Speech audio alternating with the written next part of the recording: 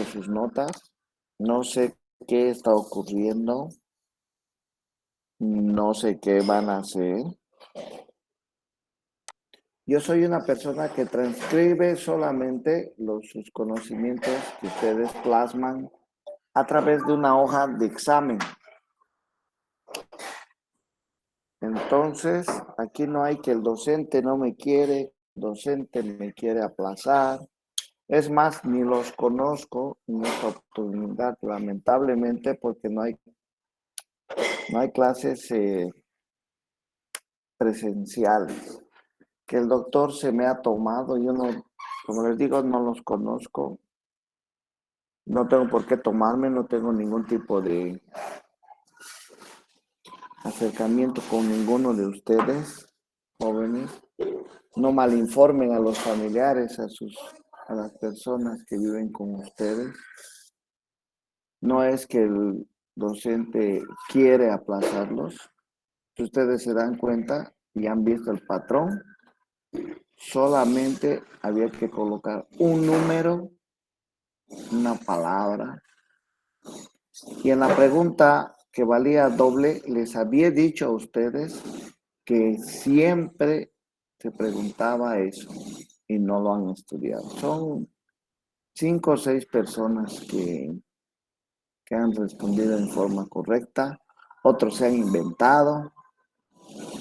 Y a lo que he ido viendo la relación de las notas del primer y segundo parcial hasta este parcial, son las mismas personas que siempre sacan buenas notas. Entonces, no sé, joven. Yo ya he informado al señor decano de la facultad la situación bajo la cual están todos ustedes. Entonces, tienen que ver. Esto no es todo, no se olviden que son 35 ponderados entre 4 exámenes. Tienen un final que vale 30 y prácticas pues, donde están en 35 ponderados.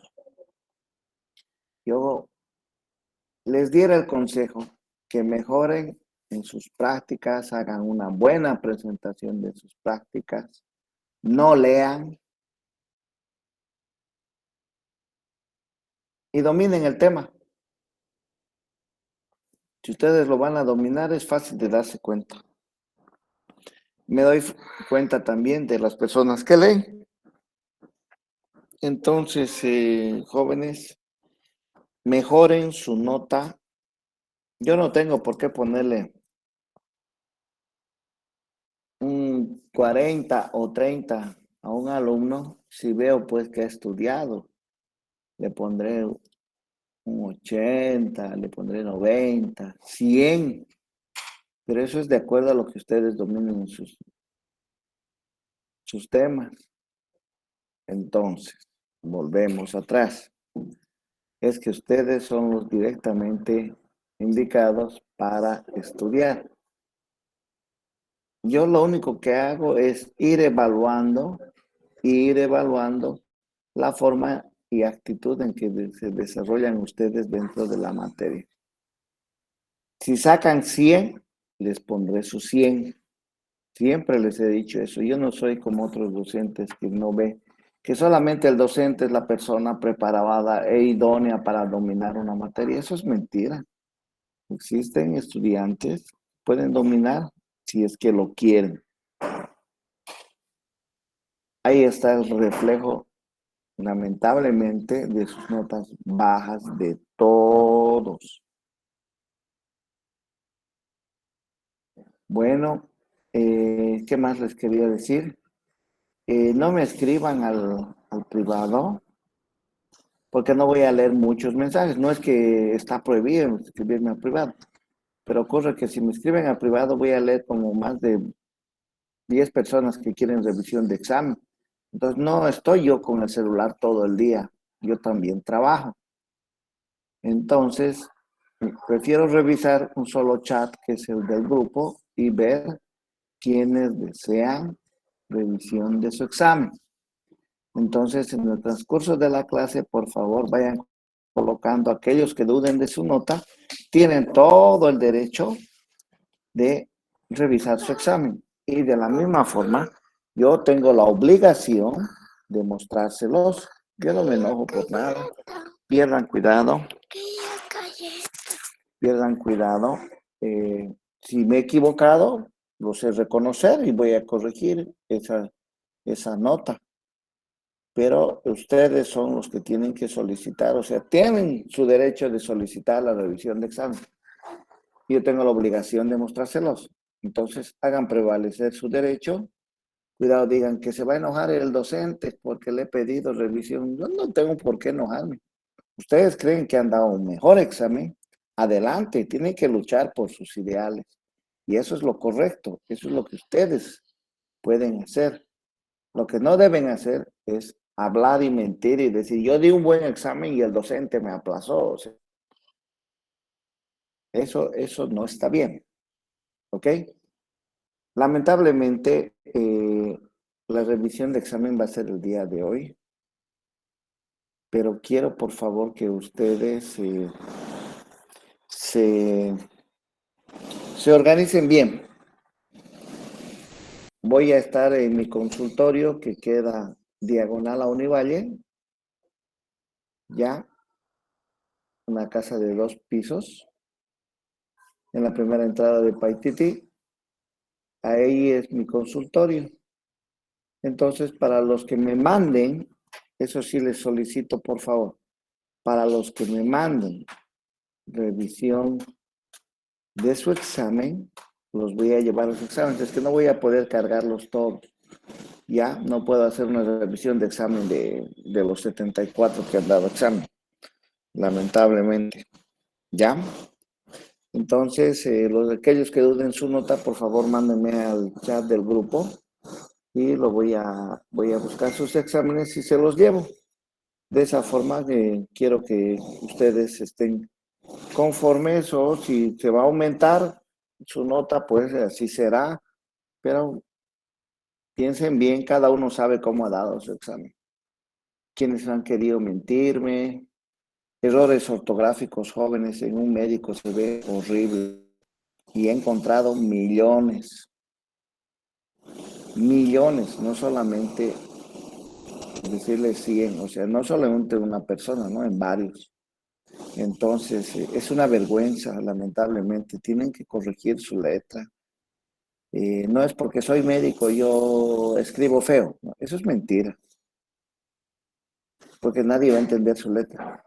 Y si lamentablemente Dios no quiera que vayan a un juicio, ustedes van a tener que hablar y poner en claro cada palabra que escriban.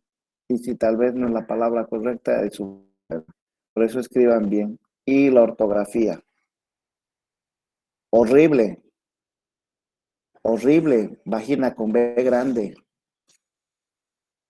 Ovario con B grande. O sea, horrores, jóvenes. No lo doy a conocer quiénes son porque a mí me daría vergüenza. Yo que reviso, me da vergüenza, o sea, cómo será la pobre persona que creo que ha sido por la influencia del estrés del examen que han escrito así, pero en una te puedes equivocar, ¿no? En unas 10 o 20 en tu examen, ¿no? Por favor, no es bueno que un médico tenga ese tipo de ortografía. ¿Ya? ¿Qué más les quería decir? No sé si alguien quiere dirigirse, quiere hablar. Por favor, hágalo. Este es el momento. Ya les he dicho, yo soy una persona que siempre escucho. No tengo por qué enojarme. A veces las críticas son constructivas y eso es lo correcto. Doctor, Tienen la palabra, el que quiera hablar. eh, ahora igual si podemos dejar el informe de los temas de exposición allá en el consultorio. No, hoy día estoy con el tema, va a disculpar, Rob. Hoy día estoy con el tema de la revisión de exámenes. ¿Ya? Ya, doctor. Yo ya, el día lunes ya voy a recibir y yo les voy a decir en qué horario me lo pueden ir a dejar al consultorio, por favor. Ya, doctor, Bueno, listo, listo. mm, otra. ¿Alguien más que desea hablar? Hablen, jóvenes, hablen, es el momento. No tengan miedo. Si alguna vez, yo lamentablemente tengo que estar pues estricto en el momento del examen, ¿no? Y pueden decir, debe ser un aburrido, ¿no? Hoy yo soy una persona amena, me gusta reír, porque aquel que no ríe en vivo, de muerto no lo va a poder hacer, ¿no es cierto? Pero tampoco me río de las personas, eso sí. Entonces, les cedo la palabra. Los que quieran revisión, por favor, mándenme su nombre completo. A ver qué horas son, 3 menos 20. Hasta las 3:30, por favor. O hasta las 4. 4 está bien. Mándenme sus nombres para que yo busque su examen y se los lleve. Como tienen el patrón ya en sus celulares, cada uno puede ver y corregir, pero no vayan al consultorio a pedirme por favor que les aumente la nota. No sería una persona de bien si a unos les aumento y a otros no. Para mí todos son iguales, a todos tengo que aumentarle. Entonces no lo voy a hacer a uno solo, ni lo voy a hacer a los 74 que han dado. Entonces, por favor, vayan con el libro, vayan, o sea, así tienen que ir. Yo era un estudiante que reclamaba, porque es un derecho que tienen ustedes, y yo no tengo por qué enojarme. Háganlo, hagan prevalecer sus derechos, pero tampoco de lo que se han inventado, pero es la misma palabra que se parece, cosas así, o sea, ustedes saben que en medicina es poco lo que uno se puede equivocar. Peor en el léxico y en las palabras que debe emplear. ¿No es cierto? Entonces, con cosas bien fundadas, adelante, tienen todo el derecho. ¿Alguien más que desea hablar?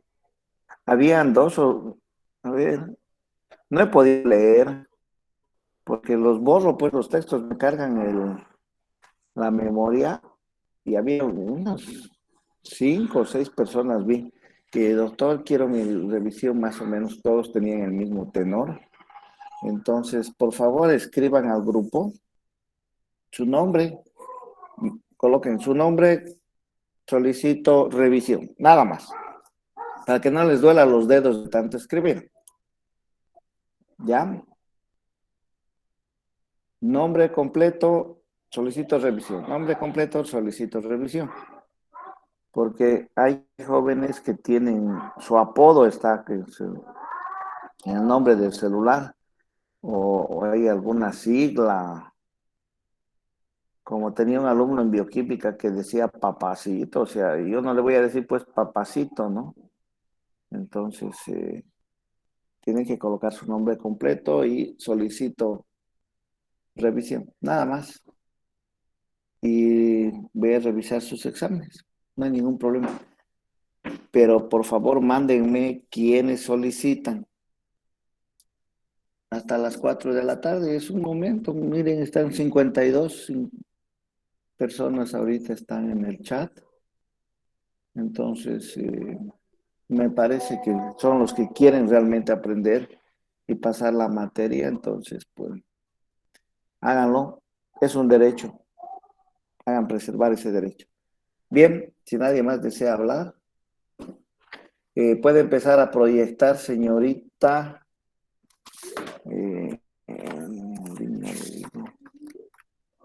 Puede empezar a proyectar.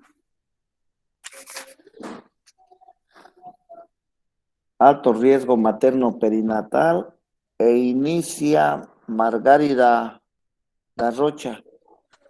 Después va a continuar con Gabriela. O le digo a una que corte y la otra continúa para, necesito ver que ambas dominen el tema, por favor. No es por malo ni que tengo predilección por alguien. Ocurre que tengo que cortar y pedirle a otra que siga hablando y después voy a volver a cortar y la otra va a continuar. ¿Por qué? Porque así voy a ver que ambas han leído y que no se han dividido y que solamente saben un pequeño espacio del tema, porque en la medicina tienen que dominarlo todo el tema completo, no es que solamente la parte que les tocó. Bien, van a disculpar si tal vez he sido un poco aburridor para ustedes, pero tengo que hablar lo que creo que es lo correcto. Mándenme, les vuelvo a pedir, manden sus nombres y solicitud para revisión de examen, porque el sistema solo está abierto hasta hoy a las 12 de la noche. Y yo recién a casa voy a llegar a las 9, entonces a esa hora voy a corregir las notas en caso de ser necesario. Bueno, bien, empiecen por favor. Eh, Buenas tardes, doctor. Buenas tardes, compañeros. Soy Junia, ¿no? Bueno, nosotros vamos a exponer el tema del capítulo 6, que incluso les voy a decir la página para que ya sepan, la página 174, alto riesgo materno perinatal. Y bueno, nosotros vemos la importancia de ese tema, que muchas veces nosotros mismos dentro de la carrera de medicina no tenemos mucho conocimiento, pero hay la importancia de ese tema, ya que trata de dos pacientes, ¿no? Ver el riesgo que corre la madre y el feto, ¿no? Y ahí nosotros damos secuencia y también vemos la importancia de hacer una buena historia clínica, una anamnesis, que era el capítulo anterior, porque por ese medio, en una buena historia clínica, nosotros podemos constatar algunos de los factores de riesgos que tiene la madre.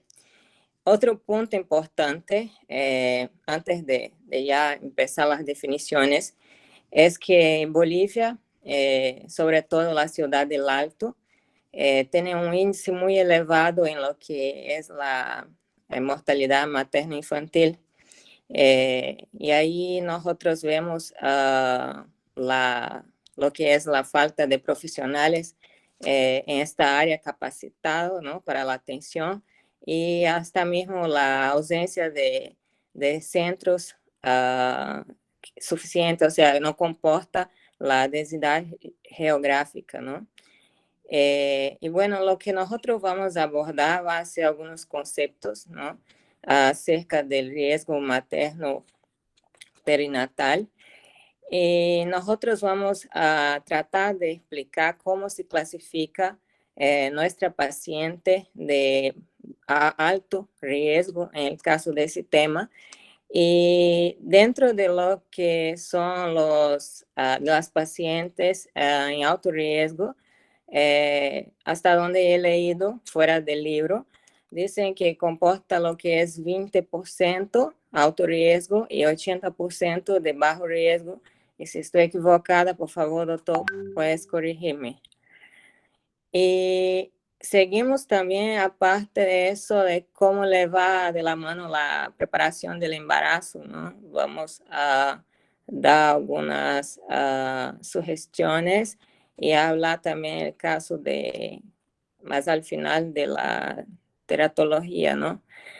Y bueno, nosotros empezamos con las definiciones y una de ellas que es muy importante es tomar en cuenta, que es el riesgo. Ahí bien dice que riesgo es la probabilidad que tiene un individuo o un grupo de sufrir el daño en la salud. En ese caso es la mujer embarazada y el feto. Y después nosotros tenemos el factor de riesgo, que ya está más abajo, que ahí va, es una característica, es toda característica asociada a una probabilidad mayor de sufrir un daño. En el texto tenemos un ejemplo de lo que es el tabaco, ¿no? Si una mujer tiene el hábito de fumar, él va a tener un riesgo de que el niño nazca bajo peso. Allí sería el síndrome del crecimiento intrauterino, ¿no? No va a desenvolver ese hijo. Ahí también entraría lo que es el síndrome del feto alcohólico, ya que si la mujer embarazada tiene el hábito de consumir alcohol, puede tener el síndrome del feto alcohólico y hasta donde he averiguado, no son cantidades excesivas para que eso ocurra, sino el tiempo también en lo cual hay ese consumo de alcohol. Y el daño es el resultado no deseado en función del cual se mide un riesgo. Y bueno, hablando de lo que es el embarazo de riesgo, nosotros tenemos muchas causas, ¿no? Y es donde la madre y el feto neonato va a tener una probabilidad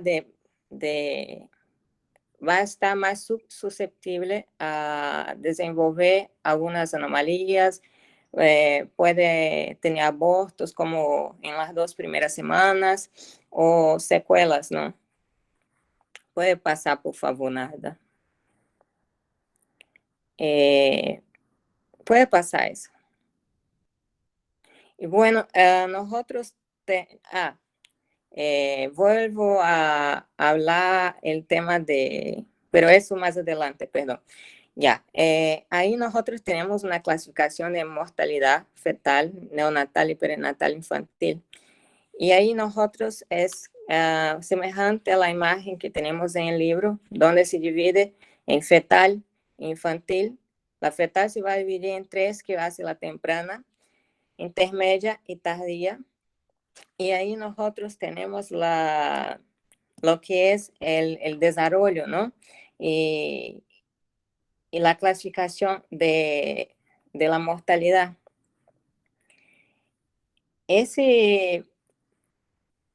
Perdón, ya.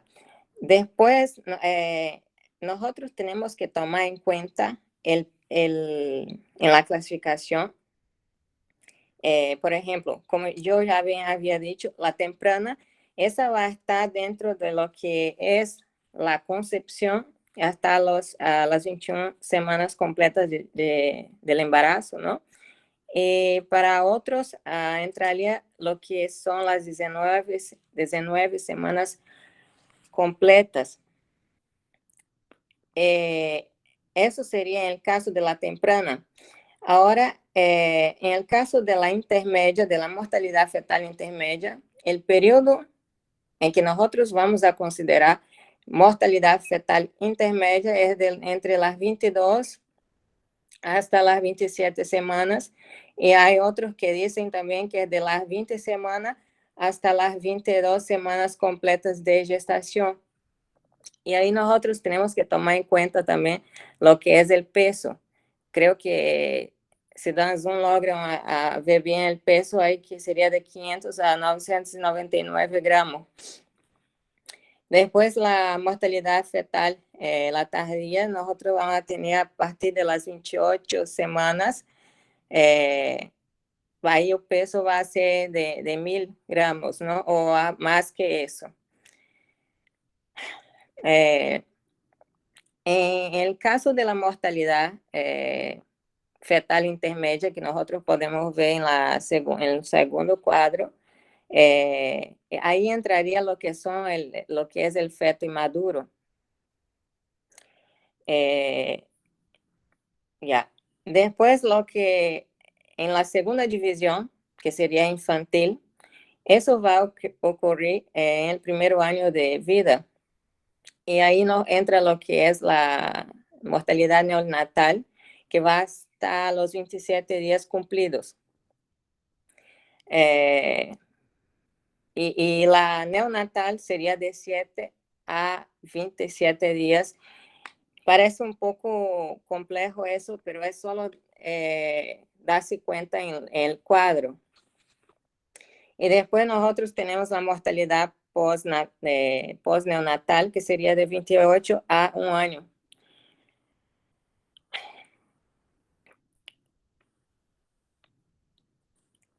Puede pasar nada.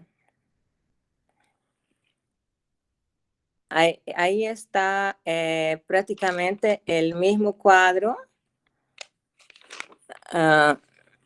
Ahí entraría el control de prenatal. de perinatal, la mortalidad perinatal, lo mismo que ya estaba hablando anteriormente del tiempo, ¿no? Pero ahí hay una diferencia en, creo que la de 20 a 27 semanas, que sería el periodo natal, allá creo que está hasta 28 semanas. Puede pasar nada, por favor. Y bueno, como yo ya había mencionado un poco acerca de la mortalidad materna y la importancia de mencionar y recalcar la mortalidad materna en Bolivia, ya que está entre los países de América Latina con mayor índice de mortalidad materna. Nosotros consideramos, bueno, según la bibliografía, se considera que la muerte materna es de la mujer hasta embarazada hasta los 42 días completos postparto, ¿no? Como bien menciona ahí. Y ahí nosotros tenemos muchas causas que pueden estar relacionadas a esas muertes, ¿no? Que son causas accidentales e incidentales. Muerte obstétrica directa o indirecta, por ejemplo, hay muchas cosas que podemos evitar que suceda. La preeclampsia es una de estas complicaciones que podría ser evitada. He leído que una paciente con eclampsia, hay con confusiones,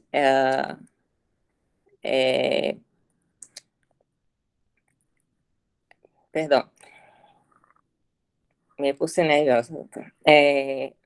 Bueno, hablando de la hemorragia dentro de una de las causas de muerte, una mujer postparto ya con hemorragia puede morir en hasta 2 horas de sangrados y se puede evitar eso. Hay formas de evitar eso.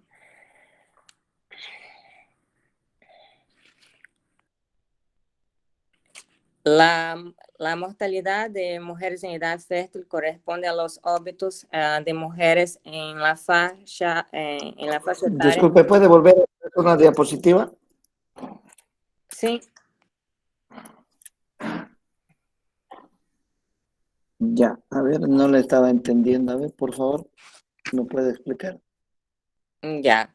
El periodo,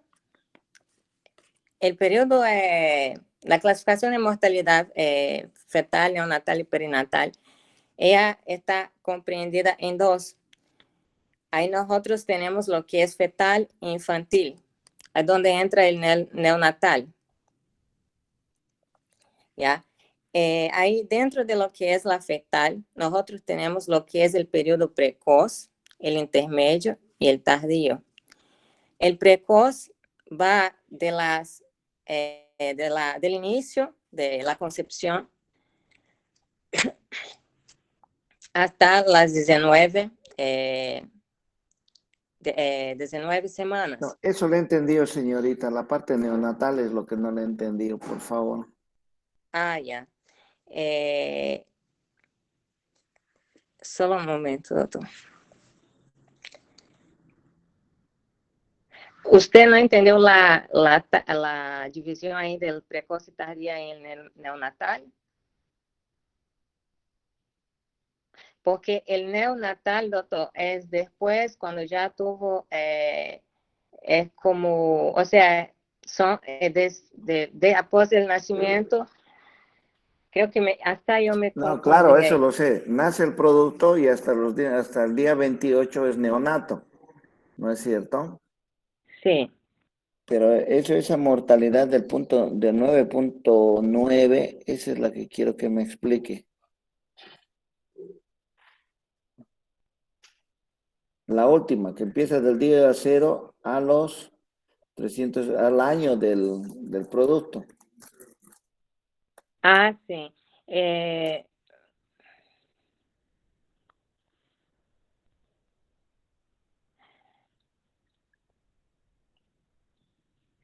Es que el 9% sería de lo de los neonatales de 0 a 6 días, ¿ya? Y los otros 9, el 9, sería a partir de los 7 a 364.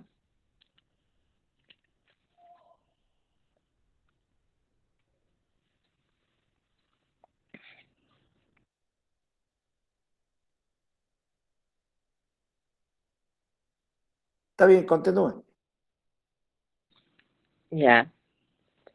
Puede pasar, ¿no? Pasa.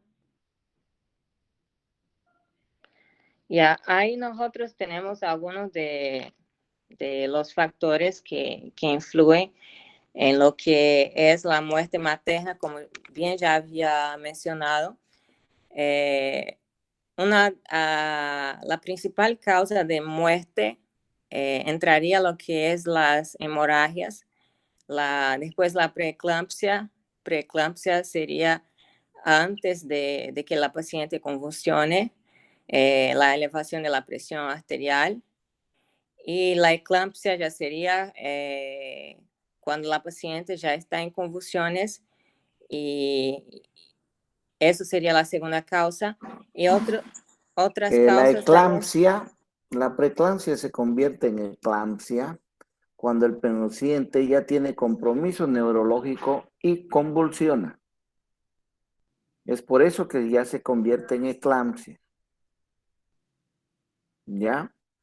Tiene ya afectación neurológica y convulsión. Entonces es por eso que ya deja de ser preeclampsia y se convierte en una eclampsia. Continúa. Ya.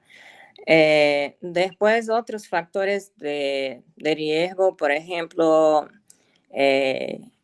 aquí en Bolivia, ¿no? Es el tema de la talla de la mujer. Mayormente las mujeres no tienen una talla, no tienen una talla muy, como podría decir, son de talla pequeña. Eso también es uno de los factores. Después la educación, incluso la falta de asistencia, ¿no? Incluso en la ciudad del Alto hay proyectos con los médicos sin fronteras con relación a eso, no llevar el conocimiento a las mujeres embarazadas, o sea, una educación sexual, planificación familiar, todo eso, ¿no? Para evitar que sea una más de las causas de muerte. Usted mencionaba sobre la hemorragia. ¿Qué tiempo pasa cuando la mujer entra en una hemorragia postparto o postcesárea? ¿Qué tiempo transcurre, me dijo? Hasta donde yo leí, serían 2 horas. Podría llevar a la muerte. ¿Cuánto de débito hemático tuviera que tener entonces cada 30 minutos? Un aproximado.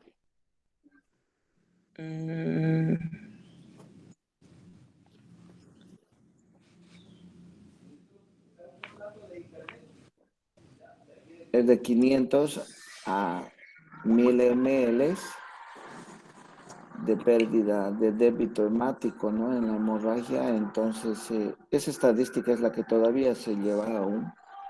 Entonces, se dice que si la mujer llega a un débito hemático aproximadamente de 500 o más ml, o sea, el límite es 500 como mínimo, se puede perder la vida del paciente en 2 horas, ¿no?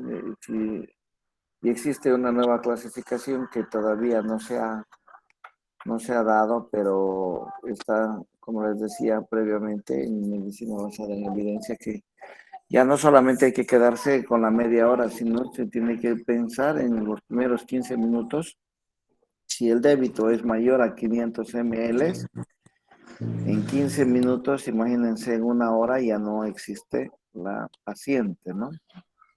Entonces el tiempo se está haciendo más pequeño para tomar medidas y establecer protocolos para evitar este tipo de hemorragias en las mujeres durante el posparto. Bien, continúen. Aí, doutor, en este caso de la hemorragia pós-parto, he leído también que se podría también ocuparse la oxitocina para evitar eso. ¿Aquí hacen el uso de la oxitocina o...? Claro, claro, la oxitocina es mundial su uso. Los que vayan a exponer el trabajo de parto, seguramente nos van a dar las dosis de, de lo que es una conducción, de lo que es una estimulación y en el manejo del posparto que se llama el MATEP, que el MATEP significa, son siglas del manejo activo del tercer periodo del trabajo de parto, se llama así, donde se debe manejar la oxitocina ya en dosis elevadas. ¿Por qué? Porque existe el feto, ya no está intraútero. Entonces, si ustedes utilizan dosis elevadas de oxitocina con un feto en útero, pueden provocar el aborto. Continúe. Y bueno, también hay datos muy importantes con relación aquí a región de Pando, también con relación a muerte materna por el tema de las zonas rurales, ¿no? Donde sucede que muchas veces, no solo esa región aquí, pero muchas otras, ¿no? Donde hay dificultad para llegar hasta los centros, ¿no? Para tener la atención adecuada. Y eso a veces dificulta y a veces la paciente hasta prefiere no buscar estos centros y tener el parto en casa. Y ahí es donde sucede también las muerte materna. Y incluso he escuchado de mujeres que tuvieron sus hijos en la ciudad del Alto, donde decían que por el frío preferirían no irse a un centro de salud y preferían quedarse en casa porque postparto les gustaría tomar algo caliente y no era permitido, y, o sea, cosas como estas, ¿no? Y bueno, puede pasar nada. Por favor. Ahí, como bien ya mencionado, nosotros tenemos algunos datos, pero esos son de 2011, la hemorragia como primera causa y las otras causas que 23,23%. Puede pasar, por favor. Ahí entraría todo lo que también ya había mencionado un poco. Los factores de riesgo son características que presentan en relación significativa con determinado daño. Ahí nosotros tenemos dos tipos que ahí serían lo que es causal y predilectivos. Y el causal será todo lo que va a desencadenar el proceso, por ejemplo, la placenta previa, ¿no? Eso sería una causa de muerte fetal. Después nosotros tenemos la infección por rubéola, tenemos también, hablando de lo que es infección, tenemos la sífilis, tenemos también el VIH. Y lo que va a ser predilectivo son las características que integran el factor de riesgo y tienen una conexión con el daño. Pero estos no van con las causas subyacentes no totalmente identificadas. Han perdido identificadas o mal comprendidas. Ahí nosotros tenemos un ejemplo de las mujeres que ya han perdido un feto o un recién nacido. Estos corren el riesgo de perder su próximo hijo. Cuando nosotros tenemos a una gestante que ya ha tenido abortos anteriores, ellas tienen una predisposición que suceda lo mismo, ¿no? Y ahí arriba nosotros tenemos una imagen de un feto con 18 semanas y es de un hospital de Cochabamba. Los factores de riesgo pueden clasificarse en endógenos, biológicos, exógenos o de medio ambiente, ¿no? Los factores, ahí cuando nosotros hablamos de factores biológicos, nosotros tenemos, por ejemplo, en el caso de la hemofilia, creo que sí entraría dentro de los biológicos, ¿no, doctor? En el caso de la hemofilia, cuando la madre pasa todo eh, ese problema genético para la madre, para el feto, donde hay un problema en la coagulación de la sangre. Después del medio ambiente, nosotros tenemos lo que son, por ejemplo, el calor. En el caso de una paciente con hipertermia, eso puede llevar a daños también al feto y puede haber un problema en su desarrollo. Puede pasar, ¿no? Ahí nosotros tenemos la selección de los factores de riesgo para que una característica pueda ser seleccionada como factor de riesgo, deberá cumplir Que continúe su compañera, por favor, va a disculpar. Ya, gracias. Buenas tardes, doctor. Buenas tardes. Continuando con la exposición, vamos a hablar de la selección de factores de riesgo. Y para que se pueda seleccionar un factor de riesgo, tiene que cumplir unos requisitos, como la fuerza de asociación con el daño, incidencia o prevalencia, posibilidad de ser identificados o controlados.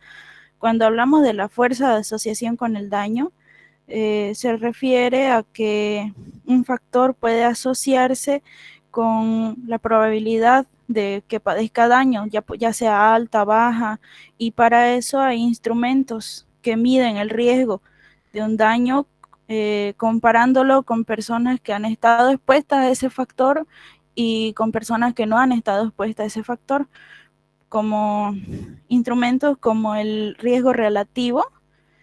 Y un ejemplo a eso sería, sería si una mujer tiene el hábito de fumar o del alcoholismo, la drogadicción, y a esa mujer la comparan con otra mujer que no tiene esos hábitos, y con eso sacan la probabilidad de, por ejemplo, si fuma, tener un niño con bajo peso al nacer. De ahí la incidencia prevalencia. Para la selección de este factor hay que tener en cuenta que se deben priorizar factores que no sean ni muy altos ni muy bajos. Porque, otra vez, otro ejemplo, si hay anemia ferropénica, es de alta prevalencia, habría que administrar hierro a todas las embarazadas o fortificarlas con ácido fólico. Y en cambio, si es muy bajo, no va a pasar desapercibido por su baja frecuencia. Entonces tiene que ser en frecuencias un poquito más normales.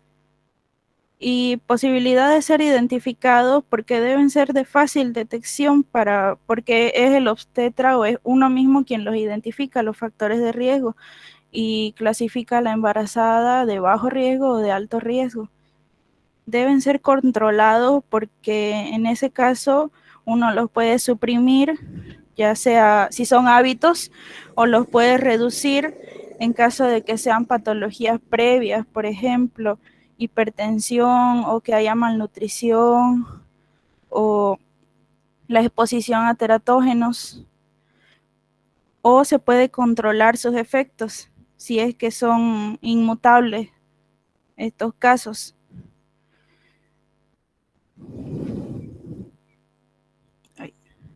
Para ello, hay también una tabla de donde están todos los factores de riesgo y se los clasifica de acuerdo al momento en el que se identificó el factor de riesgo. Estos pueden ser preconcepcionales, del embarazo, del parto, del recién nacido o posparto. Y hartos de esos factores ya los mencionaron antes, ya los mencionó mi compañera.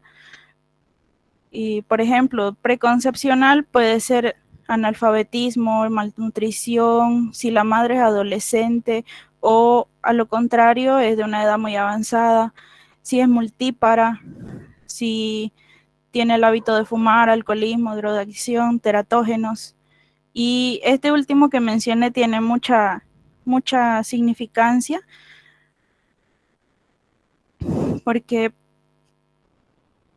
uno, para usar un medicamento en la embarazada debe tener en cuenta muchos factores, muchas cosas. Por ejemplo, que el medicamento sea seguro, que sea la menor dosis efectiva, que por el menor tiempo útil posible, por el riesgo de la teratogenicidad, que proviene, este término que proviene de la palabra teratos, que significa monstruo, y incluye alteraciones estructurales o morfológicas y abarca también anormalidades funcionales o de comportamiento. Este riesgo es el que uno tiene que evitar.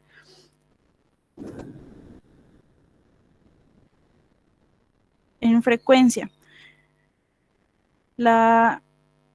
Actualmente hay una incidencia de malformaciones en una población general de un 2 o un 3%. Y si se incluyera todas las malformaciones mayores y menores, no solo las más importantes, abarcaría de un 7 a un 10%. Y una malformación mayor es una malformación que es incompatible con la vida, o cuando requiere una cirugía mayor para su corrección, por ejemplo, una agenesia renal, una encefalia, o los que requieren cirugía, un paladar hendido, por ejemplo. La agenesia renal, hay personas que viven, ¿sabía usted? Con un solo riñón. Si es unilateral, sí. Pero por eso, o sea, y eso no es una malformación.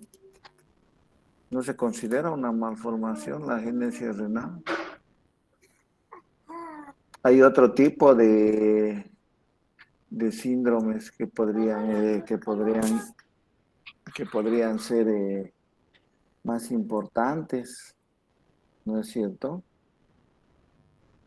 Sí, también más adelante hablamos en ejemplos de eso, pero también todos los que son defectos del tubo neural. Pero eso debido a los mecanismos de acción de los teratógenos. Esos creo que son los más principales, como labios, paladar, perdón, no. Además de los defectos del tubo neural, también otros ejemplos que podemos dar son labios Hay niños que viven con el hendido. paladar hendido, con el labio leporino, viven también. Tranquilícese un poquito, tranquilícese y continúe, ¿ok? Sí, perdón, me No se estoy vaya confundiendo. complicando solita, con calma, vamos. Yeah. El paladar hendido sería más estético, ¿no veo todo? El más estético viene el labio leporino, porque en el paladar hendido hay que ver el tema de la lactancia, ¿no? Porque es a través de una sonda, porque hay comunicación hacia los ventrículos y el cerebelo, entonces eso es habría que ver, por lo general se hace una cirugía corrigiendo el paladar a través de una placa de platino, colocan, y se empieza a corregir, ¿no? Pero esas son 3, 4 cirugías. Gracias a Dios, en la actualidad en el mundo existen fundaciones en las cuales van por todo el mundo, incluido Bolivia, Trinidad. No hace un mes y medio estaban operando los médicos Sin Frontera. Ellos llegaron a operar al hospital materno los labios leporinos y darle corrección alguna al paladar hendido, ¿no? Continúen. ¿Está bien? Tipos de teratógenos. Se clasifican o se pueden agrupar en ambientales o individuales o una interacción de ambos. Los ambientales pueden ser químicos, físicos, biológicos, por plaguicidas, radiaciones, virus o bacterias, y pueden ser individuales en los que estarían incluidos la exposición a fármacos o drogas durante el embarazo. Hay una susceptibilidad frente a malformaciones que depende de ciertas cosas como el genotipo o la disposición genética, ¿no? El momento del desarrollo en el que se produce la exposición, que eso es muy importante, y eso se divide en 3 fases: preembrionaria, embrionaria o fetal. La preembrionaria sería de los 0 a 14 días de la concepción, y en esta fase o afecta grandemente la exposición o no afecta en nada. No hay término medio, como se dice. Puede provocar la muerte del embrión o no afectar en nada el daño. La fase embrionaria de 3 a 8 semanas. Y este periodo es de alto riesgo, pero puede haber efectos teratogénicos o malformaciones. Y la fase fetal va desde las 9 semanas hasta el nacimiento. Y otros factores como el mecanismo de acción del medicamento. Y hay 2 mecanismos de acción que, como hablaba antes, por alteración del metabolismo del ácido fólico o de la producción de radicales libres. Esta producción de radicales libres se ve prácticamente en mujeres expuestas al consumo de anticonvulsivantes.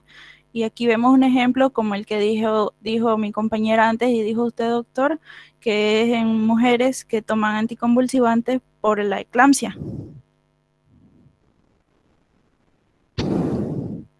Y el tema de la eclampsia no solamente es la única patología que nos puede dar convulsión, ¿no? Hay otras patologías también que se pueden ver que también llevan a una convulsión. Entonces es importante saber manejar qué anticonvulsivantes son los idóneos durante la gestación y el trimestre, que es lo más importante, ya que, como usted decía, la teratogenicidad farmacológica está presente por la toxicidad que puede producir. Yo creo que usted se confundía hace un momento y me quiso decir que la teratogenicidad que puede producir a nivel del oído o a nivel de los riñones es muy importante. Eso sí son características importantes teratogénicas, ¿no? Farmacológicas. sí, eso quise decir, pero me confundí, no me dijo. Y continuando, algunos anticonvulsivantes aquí, por ejemplo, que las madres más ingieren y son los que más producen teratogénesis, es el fenobarbital o la carbamazepina, por decir. Aquí hay una imagen en la que se ve los periodos críticos en cada fase del desarrollo para periodo donde hay susceptibilidad de que se afecte ya sea el sistema nervioso, corazón, o vasos, ojos, piernas, como dijo usted ahorita, dientes, paladar, los genitales externos o las orejas, y un periodo altamente sensible o un periodo menos sensible. Como podemos ver, el sistema nervioso hasta la semana 12 o hasta la semana 6 del corazón, en el que puede haber defectos importantes en cada uno de esos órganos. La prevención. ¿Cómo se puede evitar? Principalmente evitando la automedicación, que aquí mucho ocurre, ¿no? O también evitar un contacto con otros cuadros infecciosos, o no evitar no exponerse a las radiaciones. Y en caso de que haya un tratamiento farmacológico, es importante hacer un balance riesgo-beneficio para ver si vale la pena, ¿no?, tomar el medicamento que está tomando, o es mejor reducir la dosis o hacer utilizar otra alternativa. Para eso, para ese balance riesgo-beneficio, es conveniente basarse en los criterios de la FDA, que es la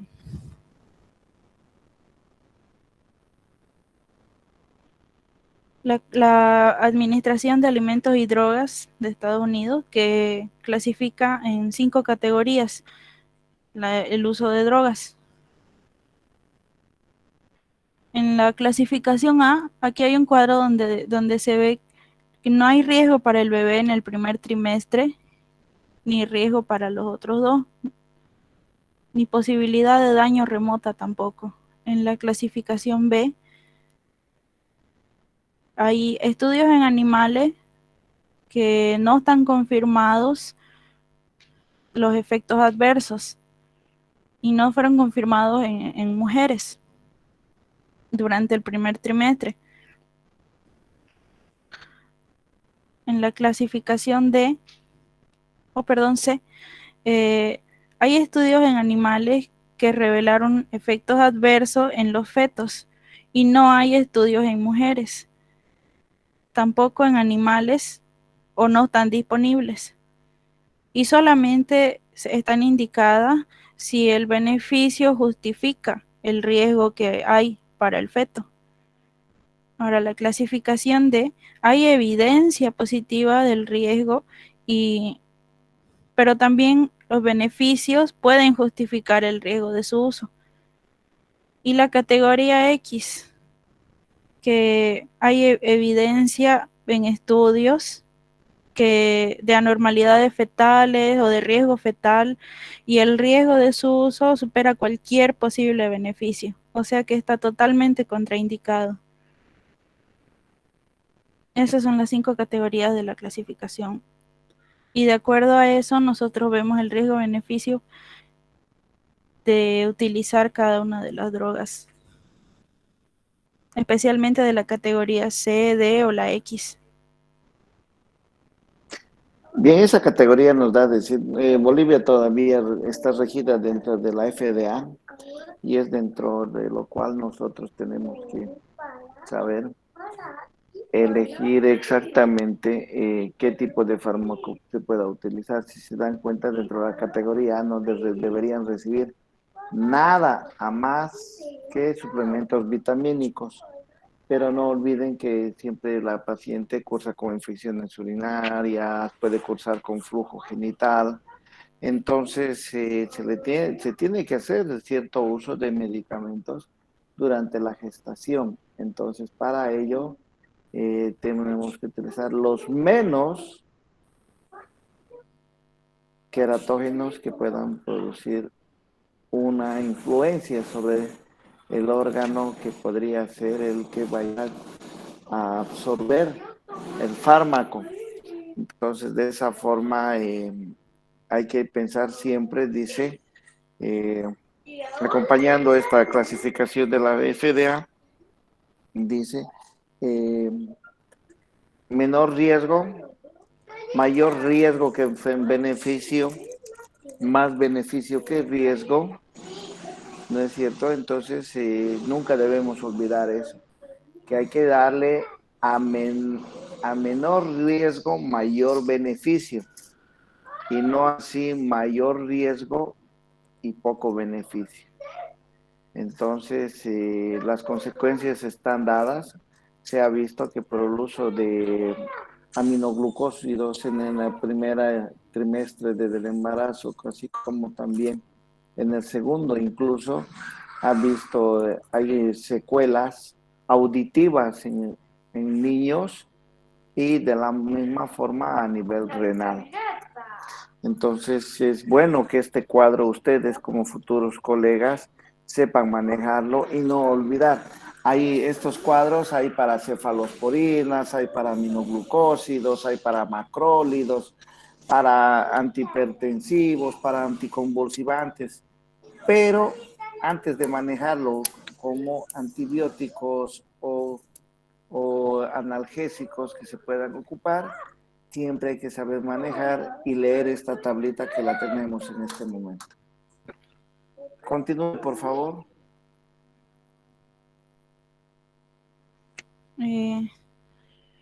Como usted dice, Ya la categoría D y X ya son las más peligrosas, ¿no? Es donde prácticamente el riesgo es mucho mayor y es más, hay mayor riesgo que beneficio. Bien, me parece que es la última diapositiva, ¿no? Sí, es la última. ¿Preguntas al grupo? ¿Preguntas al curso? ¿O el curso hacia sus compañeras? Está abierto. Todo, pueden preguntar lo que quieran. Claro, con respecto al tema. Bien, si no hay más preguntas, bien, señoritas, yo no tengo nada que preguntar. Siga, señorita Carla, diga. Ya, doctor, con respecto a la pérdida hemática, dijo de 500 a 1000 ml, ¿no es cierto? Aproximadamente pérdida en un hemática, rango aproximadamente. de 15 minutos, exacto. Ah, ya, eso quería. Gracias, doctor. Bueno. ¿Alguien más? Bien, dejen de proyectar, por favor, prendan sus cámaras. Recordarles a todos los compañeros, y si alguno de sus compañeros tiene la inquietud de ver su examen, por favor manden sus nombres al grupo. Luchen, jóvenes, es importante preservar los derechos de cada uno. Yo no me enojo, más bien me pongo en duda en caso que ustedes no quieran revisar examen. Si lo quieren ir a ver, vayan a verlo también, pero avísenme. Bueno, por favor, hasta las 4, y a las 4 ya salgo. Doctor, una En el última momento. consulta. Hola, dígame. Es sobre los medicamentos teratogénicos. Es sobre la aspirina y el paracetamol. ¿Causarían gran incidencia si se los dan en la primera semana de la embarazada? ¿O hay que ver el costo, digo, la El relación riesgo-beneficio. beneficio El siempre, ¿no? riesgo-beneficio, como les decía, sí, no te olvides que el paracetamol, que su nombre genérico del paracetamol es el acetaminofén, ¿es cierto? Entonces, que dentro de la composición farmacológica que él tiene, también actúa como antiplaquetario, como un factor antiplaquetario. Entonces, al ser un AINE, es un antiplaquetario, entonces hay que tener cuidado en su manejo. No olviden que un buen embarazo no necesita de nada. En una monodosis de paracetamol no le va a pasar nada, pues ni por decir utilizar hasta 2 gramos, ¿no? Por un dolor de cabeza, ¿cómo les puedo decir? Por un resfrío transitorio, un resfrío común. Se puede utilizar, pero ya llevar más de 5, 7 o 10 días, ahí está en problema. No se olviden, los AINES tienden a ser antiplaquetarios, ¿no es cierto? Porque actúan a nivel del sistema ¿cómo se llama?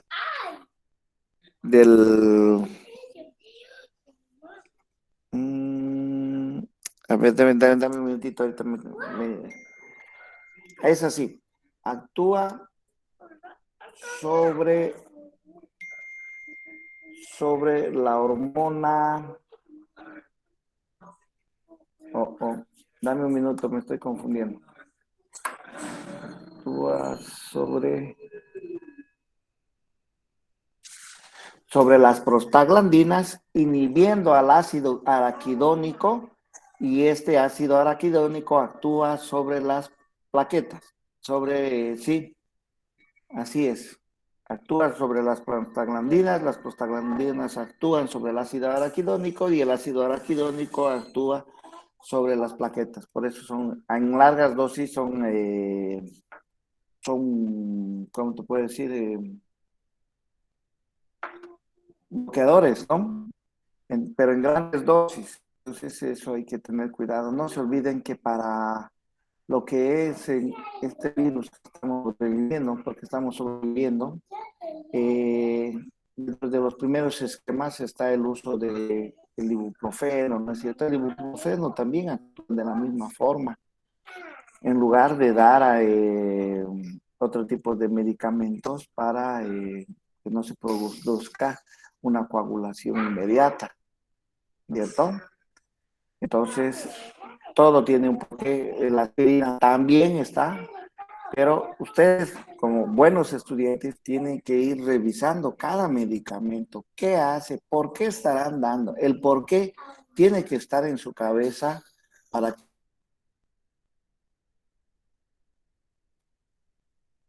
¿Por qué darán ibuprofeno y aspirina? ¿Por qué tiene que ser 100 miligramos y no de 200? ¿No es cierto? Entonces, entre las dos, van a ver, pueden entrar a internet, pueden revisar su libro de farmacología. Ellas actúan sobre las prostaglandinas sobre el ácido araquidónico, el ácido araquidónico bloquea las plaquetas y de esta forma no se forman los trombos, que para el COVID ha sido primordial, ¿no? La formación de trombos dentro para el deceso de los pacientes, ¿no? No sé si me ha entendido, joven. Claro, sí, doctor. Él no, siempre ver la relación beneficio-riesgo, porque igual El riesgo-beneficio siempre. sí, ya hay una parte donde siempre a la embarazada, cuando está en gestación, le da como náusea. Y si eso ya es demasiado, si no se puede controlar con cambiarle el bolo alimenticio que sea un poco fraccionado o menos cantidad, Te cuento que ahora, con el tema de ¿no? las náuseas y vómitos, se ha visto, ahora hay estos famosos laboratorios farmacológicos magistrales, dicen, ¿no? Que te preparan los medicamentos de lo que tú quieras. Entonces, se está utilizando, bueno, en la obstetricia actualmente yo también estoy utilizando medicina natural, pero en dosis correctas. A través de, antiguamente le decíamos boticas, ¿no? Ahora son laboratorios magistrales, que tú le dices la dosis y ellos te colocan la dosis de lo natural que tú quieres y ellos te pueden hacer de acuerdo a la dosis y al peso del paciente, entonces das con el resultado óptimo. No siempre la metoclopramida, que la metoclopramida también actúa sobre el músculo liso, ¿no es cierto? Vos que dices ahora del tema de los vómitos, y se puede utilizar la metoclopramida, pero el útero es un músculo y es liso, entonces puedes provocar de que él vaya a dilatar y produces un aborto, ¿no? Entonces eso también se ha visto y ya se están manejando nuevos medicamentos y ya la metoclopramida solamente hospitalaria se está manejando. Es bien importante, por eso les digo, en su cabeza no olviden, y espero que no se olviden de mí, el por qué para llegar a un cómo. ¿Por qué dan esto? Y van a saber cómo actúa. Bien, ahora sí, jóvenes, el día lunes continuamos con el grupo 3. El grupo, voy a mandar al grupo a qué hora voy a estar en mi consultorio, al grupo 3 y 4 para que me lleven sus... Ah, no, ya me han llevado, me parece el 4. Ya me ha llevado su informe, faltaría del grupo 3 y el lunes me lo van a llevar por la mañana. Yo les aviso la hora, por favor. Y Sí, los doctor, que quieren revisar, nuevamente los invito, los que quieran revisar su examen, no me enojo, les lo estoy repitiendo varias veces. ¿Tienen la duda? Vayan a verlo. Es importante que no se queden con la duda. Y no piensen que está perdido todo. Son solamente 35, todavía faltan 65 en juego. Y es más de la mitad. Y yo sé que ustedes pueden. Si han llegado hasta quinto es porque pueden. Bien, que tengan un buen fin de semana, cuídense, no se expongan, no vayan a fiestas, que tengan un buen día. Chao, chao. Hasta luego, doctor. Hasta luego. Hasta luego, hasta luego.